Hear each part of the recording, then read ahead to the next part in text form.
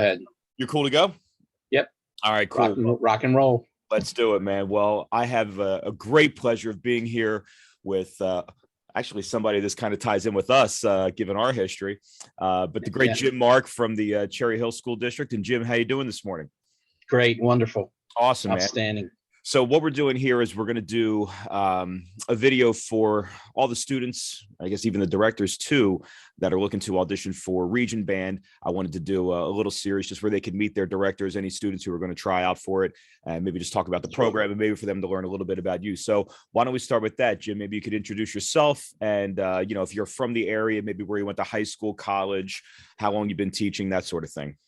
Sure. My name's Jim Mark. I'm the director here at Cherry Hill West. I've been here for 22 years, but I've been teaching for 36 years. I spent you've been there 14 years in Millville. And prior to coming to Cherry Hill, I went to Lebanon High School in Lebanon, Pennsylvania, and was a graduate of Westchester University way back in the dark ages of 1982. Wow, that's the year I was born, man. Yeah, thanks for that. Oh, that's awesome, man. When you were obviously in your formative years, something happened that really made this your calling. Do you remember what it was about your upbringing that really got you into ed and even more specifically music ed? Sure. My father was a minister in the United Church of Christ and a big music fan. So he was always, it was funny. Every Saturday he played jazz, had tons of jazz LPs. Matter of fact, he passed away from COVID last year, unfortunately. But I got all of his LPs, so I have all these jazz LPs. But anyway, he would listen to them on Saturdays, and then he'd listen to classical music on Sundays before we would go to church and everything. So I got introduced to it at a very young age. Just listening to jazz every Saturday. It was at first it was like, that's my dad's music, I don't want to listen to that. But then I really started to listen to and get into it, and that's where my love of jazz came from. I really started to get a feeling for what it was, and just didn't say, oh, it's dad's music, and just turn it off. It's like you would just, like, for a couple years it was like, I'm not listening to that. Then you got into it and started to realize how cool it was.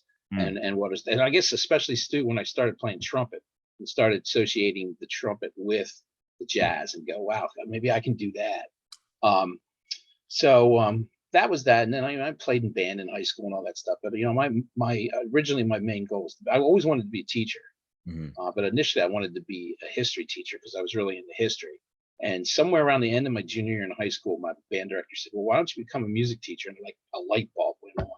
Wow. And so from that point on, it was, I only applied to Westchester.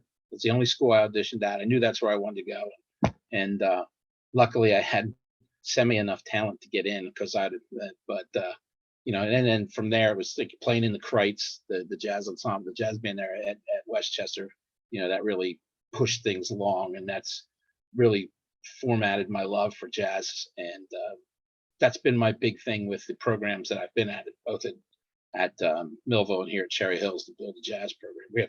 We have two jazz bands here now that run as classes. So it's fun. It's like its own feeder system. So it's pretty cool. Beautiful, man. And that's so cool to hear the story about, just Saturday jazz and then Sunday classical, man. That's so unique, man. What a great experience.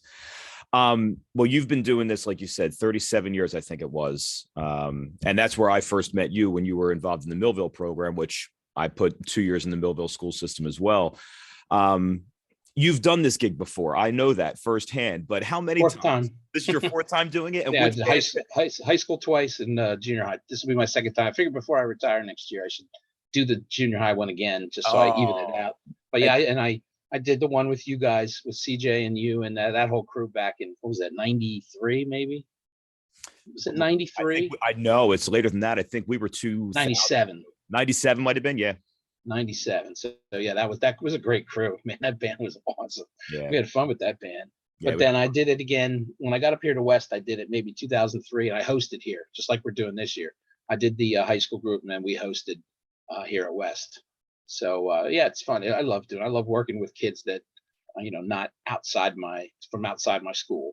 Being able to see and work with the best of the best in South Jersey. That's just a fun experience. Now, when you were a student as well, and you said this is Lebanon, I think you said it was where you Lebanon grew High up. School, Pennsylvania. Did they have stuff like this there when you were a student, and did you participate in it? It was weird. My high school didn't even have a jazz band. So like I didn't get to really play in jazz till I got to college. Wow. We had district band in Pennsylvania with the district band, which is like all South Jersey band. But yeah, we didn't. I don't know why there wasn't a jazz program. It was funny. There was a guy there who had been there years, and he retired the same year I graduated. And next year, a new guy came in. I think he started a jazz band. So it was unfortunate that I didn't get to experience it in high school. I'm glad that people around here are getting a chance to experience it in high school. That's great, because there are a bunch of programs that have it as a class, and that makes it nice, obviously, because then you can do a lot more. It's just not about getting ready for a festival or getting ready for concerts. You can actually do some history, and like I have my kids do an improv project every marking period where they have to do take a tune and write out a little melody first. It's write out just to try to get used to it. They write out a couple different solos, and then they record it all. And then the next marking period, I have them do one without the writing out part, but using the same elements. So you get into it a little bit more. So we focus a lot on improvisation here. That every one of my kids can solo. Like that's the first thing we do every day is boom, play a chart, and everybody solos right off the bat. That's awesome, man. What a great environment to have to be involved in, just creativity in general, man. And to have students not be afraid to do that as well, man. That's got to be such a feather in your cap. They stand right up and do it. They have no choice. When they have to do it in a concert for final grade. So dig it. Oh, that's awesome, man. Wow. Got to stand up and play. Yeah, that's it, man. That's really cool. You're talking about the things you're doing during the class. How about maybe with the region group anyway? Any thoughts about any kind of material you're looking to pull out? Oh yeah, I've already got it all.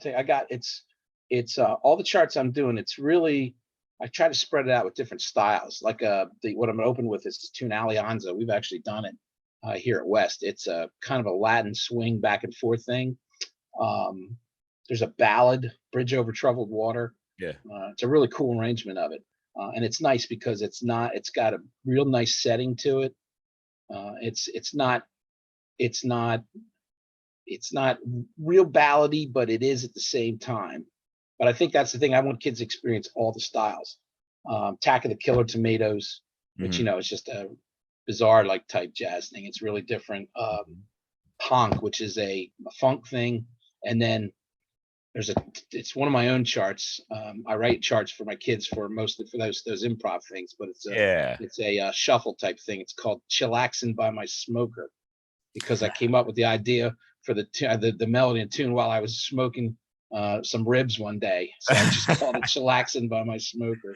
Oh, that's great, man. What a complete program. And to see you doing it as well, man, that puts the bow on it, man. That's it. It'll be fun. Yeah, I bet. Yeah, that Chillaxin' for My Smoker will open up and let everybody, hopefully guys that want to solo, be able to solo into it and get into it and really have a fun time with it. Awesome, man. That's what it's about. That's beautiful. And I guess one final question for you, any students maybe that, are watching this or checking it out, they know, and you're also going to be part of Region 3, right? Yes. Anything that you would give to a student who's maybe on the cuff right now, like maybe should I audition, or I'm not sure if I want to audition, any kind of advice or maybe kind of recommendations or any just general audition points that you might recommend to somebody who maybe either hasn't done this before or is kind of questioning, should I do it or should I not? Yeah, I mean, you really should audition. If you don't think you don't have a shot, and don't audition. It's like, especially if you're in 9th or 10th grade, you'll be completely honest. You might make it, you might not make it, but getting the experience the first time is really good to understand what it's like, and you get to hear other people. And actually, I know when I did district band the first time, I went into it thinking in Pennsylvania, thinking that I was all that and a hunk of cheese, and I got there and went, oh my God, I'm pathetic, I'm terrible. And then, but you know what it did? It motivated me the next year to work harder. And then I got in and was up pretty high in the district because of that motivational thing. You're at your own school and you have that opinion that you're the best, and you probably are. But then when you get to one of those region auditions, you realize that maybe you're not. But it's also a great motivational thing. Go into your audition prepared though. Don't go in not prepared. You want to be prepared. Play those blue scales. Practice the crap out of those blue scales.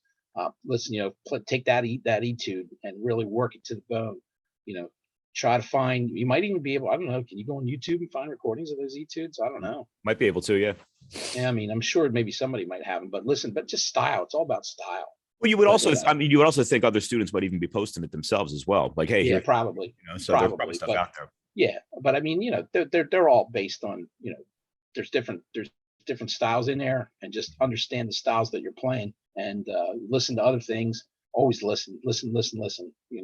The best thing you can do is listen, even when you're preparing for an audition, because if you're listening to styles, then you can attach what you hear in that style into the solo that you're preparing. So, awesome. But yeah, you should definitely audition. Everybody should audition. You should experience it. Awesome, man. Well, Jim, that's what I got for you, man. Thanks so much for taking a few minutes over at work, man. My pleasure. Yeah, man, this is great. And like you were Get saying, back to work. Yeah, I know, man. But congratulations in advance too on your retirement as well in advance. I heard that. Thanks. Yeah, you made it to the other side, brother. I made it. All right. Thank you, brother. See you guys. Have a good one. Bye-bye.